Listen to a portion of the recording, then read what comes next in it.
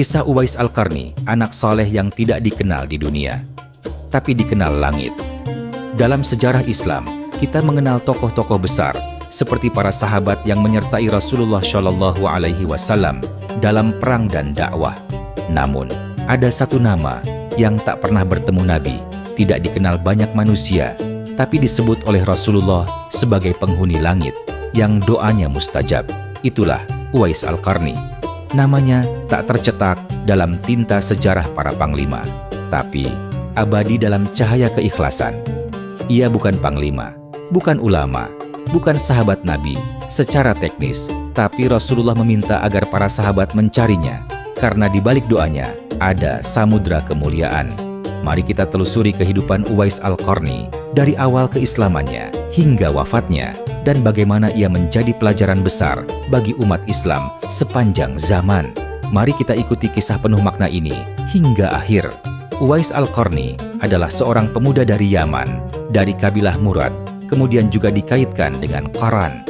Ia hidup dalam kesederhanaan dan tidak banyak dikenal orang. Namun, ia dikenal oleh Allah dan Rasul-Nya karena keimanan dan baktinya kepada ibunya yang luar biasa. Uwais lahir dan tumbuh dalam keluarga miskin. Ia bekerja sebagai penggembala dan hidup dalam kesunyian. Ibunya adalah wanita tua yang lumpuh dan buta. Uwais merawatnya penuh kasih sayang tanpa pernah mengeluh.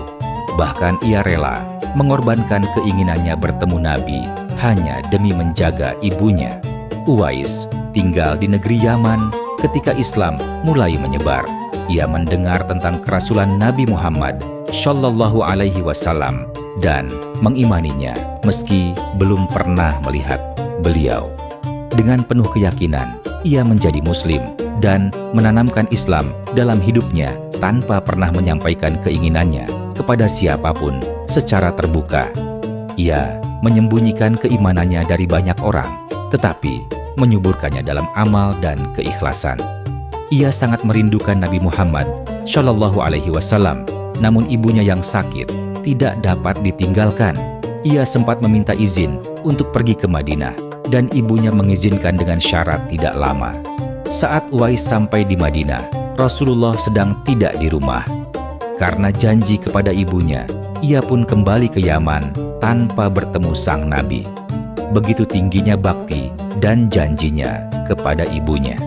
Salah satu kisah paling menyentuh dari Uwais Al-Qarni adalah ketika ibunya menyatakan keinginan untuk berhaji, padahal ibunya lumpuh dan tidak bisa berjalan. Meski perjalanan dari Yaman ke Makkah sangat jauh, sementara ibunya sudah tua, lumpuh, serta tak bisa berjalan, maka ia pun berlatih selama berbulan-bulan dengan cara menggendong seekor anak domba di punggungnya setiap hari, dari kecil hingga domba itu besar. Ini dilakukan agar tubuhnya terbiasa menanggung beban berat. Seiring waktu, ketika domba itu tumbuh besar, kekuatan fisik Uwais juga semakin terlatih, hingga ia merasa siap untuk menggendong ibunya sejauh perjalanan menuju Makkah. Ia berjalan kaki ribuan kilometer, melewati gurun pasir yang panas dan bebatuan tajam. Ketika orang-orang bertanya apakah dengan itu ia sudah membalas jasa ibunya, Uwais menjawab, "Demi Allah, semua ini belum sebanding dengan satu tarikan napas ibuku saat melahirkanku." Inilah bukti cinta dan bakti yang tiada tanding. Ia tidak hanya berkata berbakti, tapi menempuh jalan itu dengan tulus dan penuh pengorbanan. Rasulullah Shallallahu Alaihi Wasallam pernah bersabda kepada Umar bin Khattab dan Ali bin Abi Thalib tentang Uwais Al-Qarni, "Akan datang kepada kalian Uwais bin Amir bersama pasukan dari penduduk Yaman. Ia berasal dari Murad, lalu Qaran. Dahulu, dia mengidap penyakit belang dan sembuh kecuali sebesar dirham. Ia memiliki seorang ibu dan sangat berbakti kepadanya. Seandainya dia bersumpah atas nama Allah, niscaya Allah kabulkan sumpahnya. Jika kalian bisa memintanya untuk memohonkan ampun bagi kalian, maka lakukanlah." Hadis riwayat Muslim. Hadis ini menunjukkan betapa istimewanya Uwais hingga Rasulullah Shallallahu Alaihi Wasallam meminta Umar bin Khattab dan Ali bin Abi Thalib mencarinya setelah beliau wafat. Setelah Rasulullah Shallallahu Alaihi Wasallam wafat, Umar bin Khattab dan Ali benar-benar mencari Uwais setiap kali ada kafilah dari Yaman datang ke Madinah. Hingga suatu ketika mereka menemukan seorang lelaki berpakaian lusuh, bersahaja, dan memiliki tanda belang di tubuh seperti yang disebutkan Nabi. Umar bertanya, "Siapakah namamu?" "Uwais." "Dari Murad?" Umar kembali bertanya. Uwais menjawab, "Iya." "Kau pernah sakit belang?" Lanjut Umar bertanya. "Pernah, dan Allah menyembuhkanku kecuali sebesar dirham," jawab Uwais. Maka Umar berkata, "Mintakan ampun untukku kepada Allah, wahai Uwais." Dengan penuh kerendahan, Uwais mendoakan Umar, khalifah yang agung, atas permintaan Nabi yang mulia. Bayangkan, khalifah kedua Islam meminta doa dari orang yang tak dikenal manusia, tapi dikenal langit. Setelah itu, Uwais mengasingkan diri, tidak ingin dikenal, dan wafat di medan jihad pada masa kekhalifahan Umar atau setelahnya dalam perang melawan musuh Islam. Ia wafat tanpa banyak diketahui orang, namun Allah telah memuliakannya. Kisah Uwais Al-Qarni menyimpan mutiara hikmah yang sangat dalam. Sosok yang tak tersorot kamera sejarah ini justru menjadi bintang di langit spiritual Islam. Ia tidak tampil di mimbar, tidak memimpin pasukan, namun ketulusannya mengguncang langit. Dari kehidupan sunyi itulah lahir pelajaran agung yang patut kita renungi. Berikut ini pelajaran-pelajaran agung yang bisa kita petik dari perjalanan sunyi seorang kekasih Allah ini. Yang pertama adalah bahwa keikhlasan lebih tinggi dari ketenaran.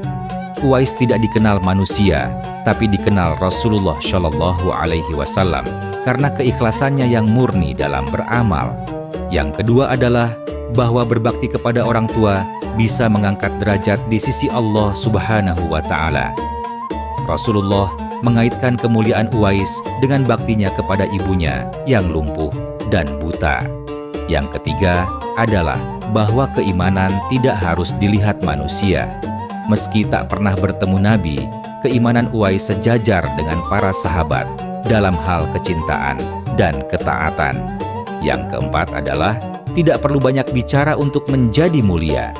Uwais adalah sosok yang pendiam, tidak mencolok, namun amalan dan doanya mustajab di sisi Allah. Dan yang terakhir adalah bahwa kesabaran dalam keterbatasan adalah jalan ke surga. Hidup miskin, diuji dengan penyakit, namun tidak mengurangi cintanya kepada Allah dan Rasul.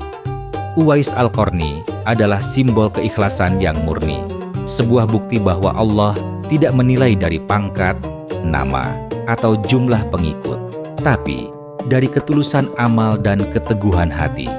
Ia membuktikan bahwa jalan menuju ridha Allah tidak harus lewat sorotan manusia, tetapi bisa dilalui dengan langkah-langkah kecil yang diridainya. Mari kita belajar dari kisah hidup Uwais Al-Qarni dengan berbuat baik dalam sunyi, beramal dalam ikhlas, dan menjaga hati dalam sabar. Jangan menunggu terkenal untuk berbuat baik. Jadilah seperti Uwais yang dikenal Allah, itu cukup. Amin. Ya Rabbal Alamin.